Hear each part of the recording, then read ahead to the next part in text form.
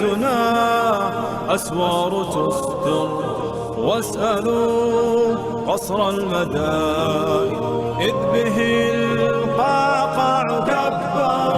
لا نبالي لو أرادنا خلع هامات الجبال، في سبيل الله سرنا عبر ساحات القتال.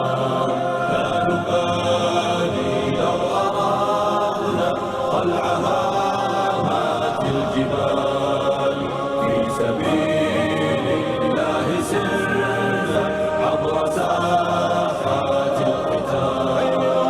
أيها التاريخ عدنا قد رجعنا من جديد، بالدماء قد كتبنا صفحة المجد التالي. أيها التاريخ عدنا قد رجعنا من جديد، بالدماء قد كتبنا صفحة المجد التالي. اسألوا جند الصليب، اسألوا جند التتار، هل يئسنا من قتال أو كسرنا من حصار؟ واذكروا فتحا لمكة بعد صابر وانتظار، طارق في وادي لكة خاض أمواج البحار.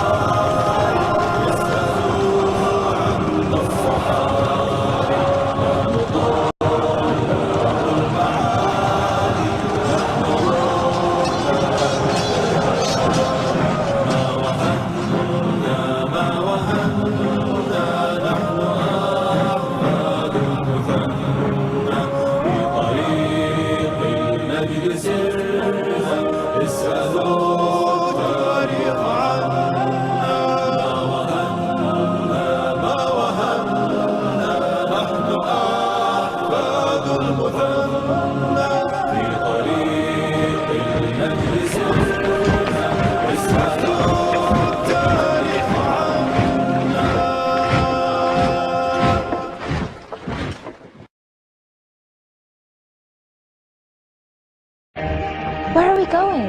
I don't know. Ask him. Excuse me, where are we going? From darkness into light, my young friend. From ocean onto land, there are things you should know. Oh, yes, indeed. Yes, indeed.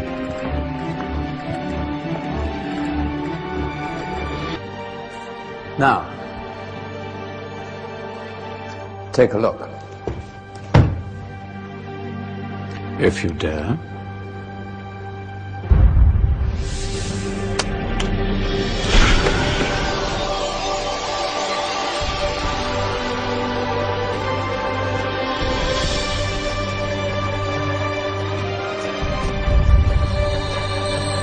What's going on? Welcome to the Dark Ages, or as it should be known, the Golden Ages. Who are you? I am Al-Jazari, engineer and ingenious inventor. I thought you said this was the Dark Ages. It doesn't look very dark.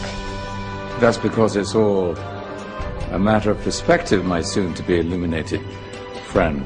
Of course, there are parts of the world that weren't dark at all, but in a civilization that stretched from Spain to China, the golden rays of discovery and invention shone over everything. What civilization? The Muslim civilization, my young friend. Through scholars and scientists of various faiths, some of the most important discoveries known to man were made at this time. Discoveries that drew on knowledge of the ancients, but have more connections with your modern world than you could possibly ever imagine. Like what? Well, all sorts of things. I've got to get a picture of this. I knew it was a good idea. Who are you? Allow me to introduce Ibn al-Haytham, a great scientist whose ideas led to the invention of the camera. You invented the camera? I laid the foundations for modern cameras by explaining how our eyes work. I found a way of projecting an image onto another surface through a small hole in a dark room, later called camera obscura. Think of all the things that evolved from this discovery. Cameras, cinema, all share the same principle. Cool. Look out below! Who's that? That's my good friend, Abbas ibn Farnas, who gazed up to the heavens, passionate in his belief that man could fly. Whoa. Indeed, he dared to dream about flying 1,000 years before the Wright brothers. Do you know you all take your jet-setting holidays for granted, so it only seems fair to remember Abbas ibn Farnas. Stand by. I'm ready for takeoff.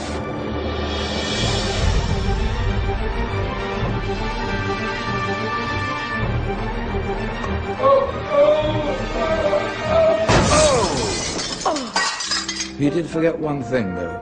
A tail, useful for landing. My back. Is there a doctor in the house? Did someone call? Ah, my old friend, why don't you introduce yourself to my young guests? I am Abul Qasim al-Zahrawi. Many call me the father of surgery. Did you actually do surgery back then? Of course we did. In fact, many of the surgical tools that I invented are still used in your modern hospitals. Excuse me, a patient needs my attention. Scalpel? I think I may need some stitches. In that case, I'll use catgut. Catgut? From the gut of animals. Perfect for stitching up internal wounds. Your surgeons are still using it today. Sorry, mustache.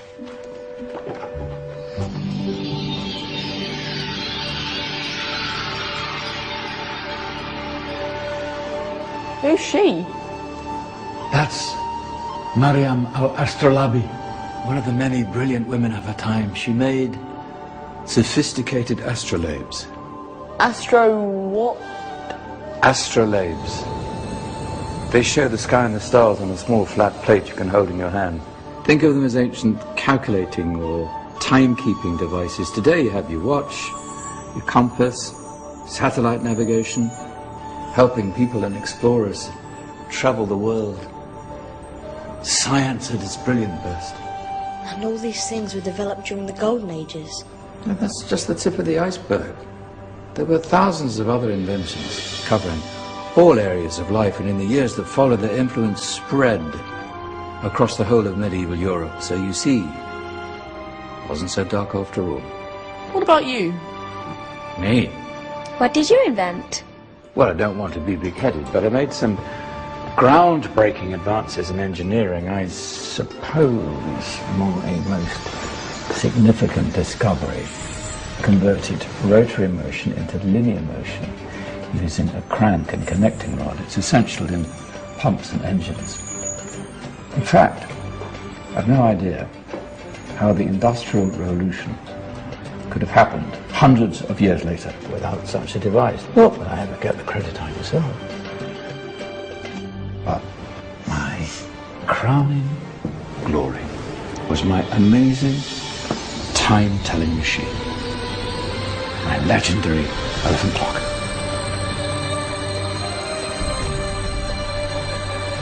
It's a clock. Yes.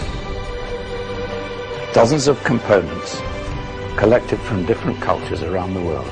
Indian, Greek, Arabian, Egyptian, Chinese. Wow. A United Nations clock. That is pretty cool. Does it actually tell the time? Wow, yes, of course. If it wasn't for me, thousands of people would be late for everything. Speaking of time, we better get you back. And remember, spread the word. This was a golden age, and I've only shown you a tiny part of this wondrous time. There are countless other Scientists and inventions directly connected to your modern world. You're just going to have to find out for yourselves. No, wait.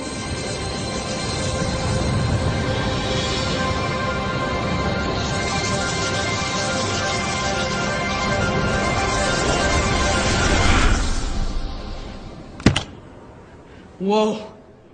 Did you? Yeah. That wasn't quite so boring. Come on, we're gonna be late.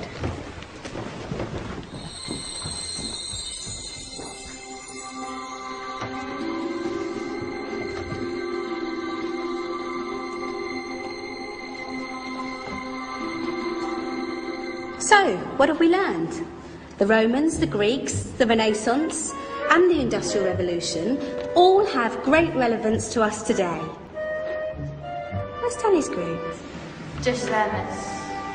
Ah, our intrepid Dark Ages group. You probably had a much harder time finding any connections with the modern world.